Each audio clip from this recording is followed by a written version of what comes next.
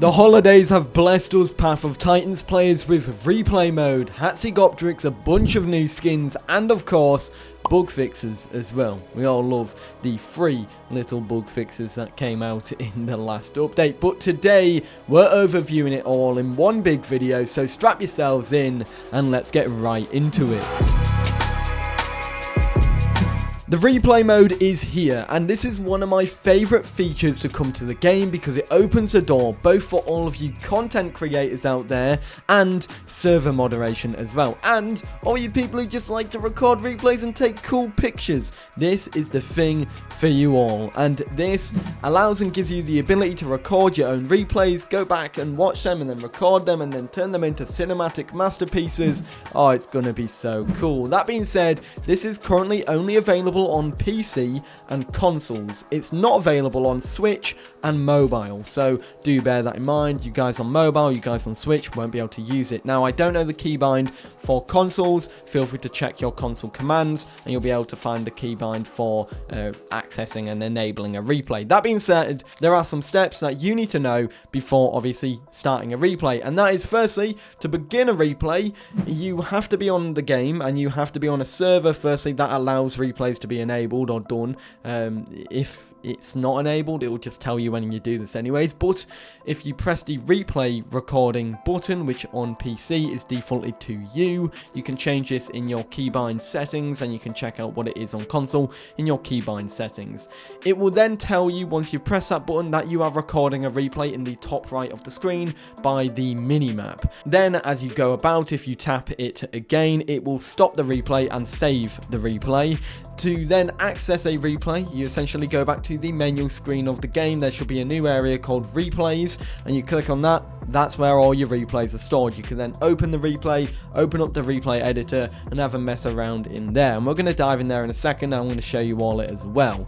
That being said, if you want to share the files to a friend, all you need to do is this. Well, you click on the replay, click on share, goes to the file that it will be saved in, then you get that raw replay file, and you can just package that up and send it to a friend. That file itself is all you need to send. They put it in their replay folder, and then you can watch the replay on that other device as well, and that's how it works there. Now, I'm going to hop into the replay mode really quickly. We're going to have a look around and have a showcase of it all, so let's go ahead and give a look. So here we are in the replay mode really quickly. I know my lighting isn't the best, that blind is still open, but I just wanted to run through it really quickly. One of the things is, that's quite important here, you can flick through the plays. Now, this is taken in single player, so you can only flick through yourself.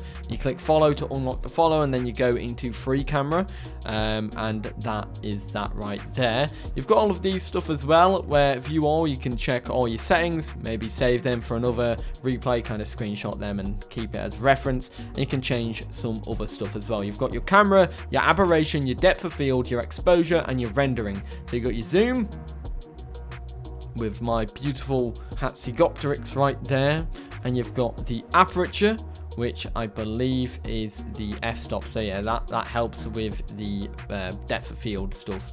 And then you've got minimum f-stop as well, which is going with max aperture. And then you've got number of diaphragm blades. This also, I believe, helps with the depth of field stuff as well. For aberration, this basically is chromatic aberration. When you increase it, it separates the reds, the blues, the RGB stuff, and like that. You can also change the offset, so you can bring it more out or more in, and that is that for chromatic aberration. Then you go to depth of field. You have the focal distance, which if we just get really close, we'll have a good test with this here. I understand that there we go, there is, the quest looked a bit, what's the word, blocky, and that's because it was paused at a really awkward angle and it didn't load properly. So depth of field, or focal depth, allows you to change the depth of field and the blur of the guy or the camera. This is something that can change by changing all of these settings with sensor width and all that. The whole idea is to maybe make it so, you know, it's focused on the creature itself rather than everything else.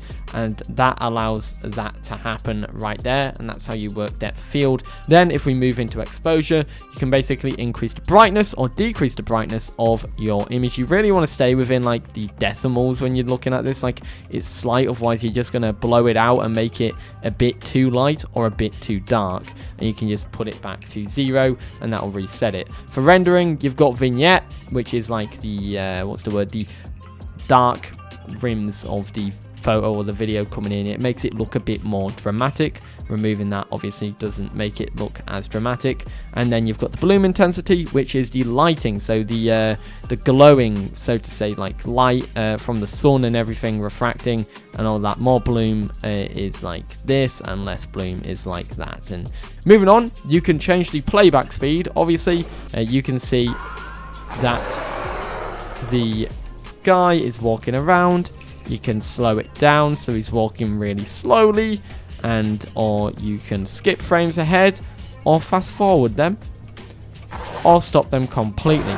Now, it doesn't slow down the volume when you've slowed down the playback speed, so bear that in mind. Another thing that you could do, change the time of day. You could change it from sunset to sunrise.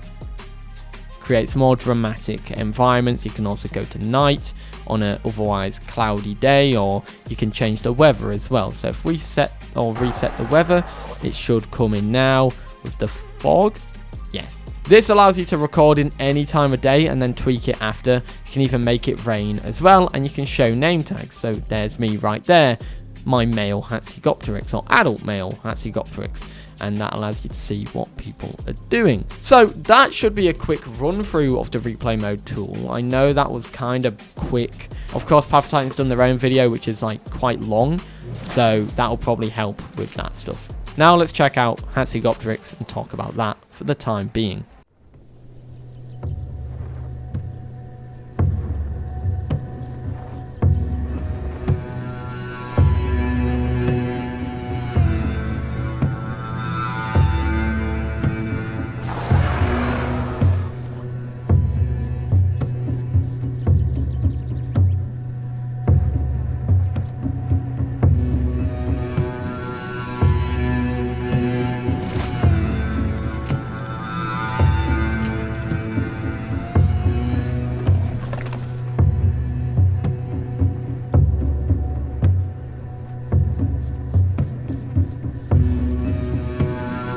Brand new giant pterosaur, Hatzegopteryx, is here, and if you want to check out my full review of this one, I recommend you watch this video here. That being said, Hatzegopteryx is a great new playable. It's a large pterosaur, and it's not a weak one either. This one packs a punch, and it will fundamentally change modded flies for good, because what I mean by this thing's able to bite in the air, it's able to pick up creatures. Big playables that are flies like Quetzalcoatlus, Demoraquil, and stuff like that will probably be getting attacks in the air now, enabled once again that they had previously disabled because of bugs and issues that made it so they could just grab things and pick them up, or bite them, sorry, when out of reach. That being said, hats can pick up creatures. As I have alluded to earlier, it can pick up to, I believe, as big as Concavenator, I've been told on my streams, but it can definitely pick up juvenile dinosaurs and smaller dinosaurs like Campto, Strufy, Deinonychus, Latinovenatrix, and all that.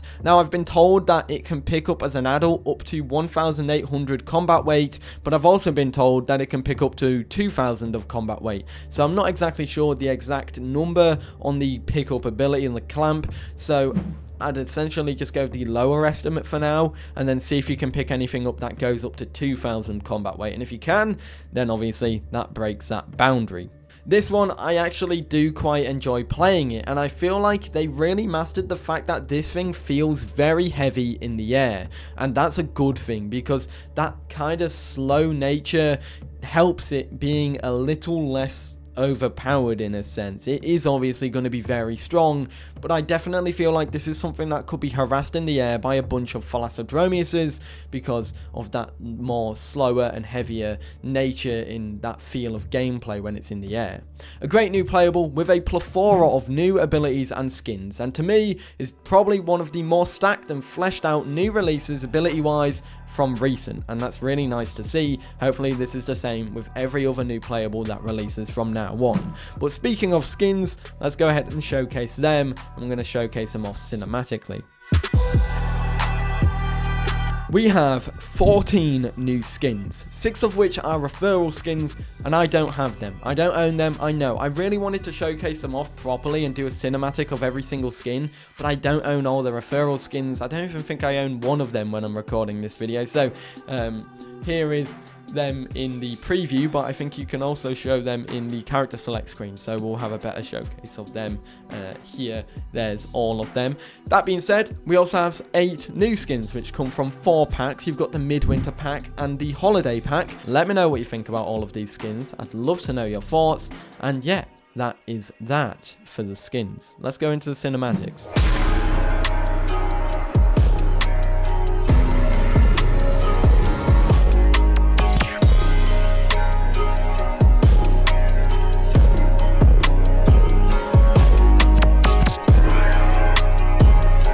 Finally, we've got 3 tiny bug fixes. Yes, 3 bug fixes. These are them. PlayStation 4 and 5 controllers now properly work on Windows. Players will no longer respawn in the same area they previously died at. Damn it, that was my favorite thing. The fact that you were able to literally just spawn right next to where you died and then fly back, it was great. Like, I know it was very abusable and that, you know, you're just going to quickly get back into combat. And so, you know, it's going to be a pain in the ass for everyone. But yeah, now you spawn on the other side of the map.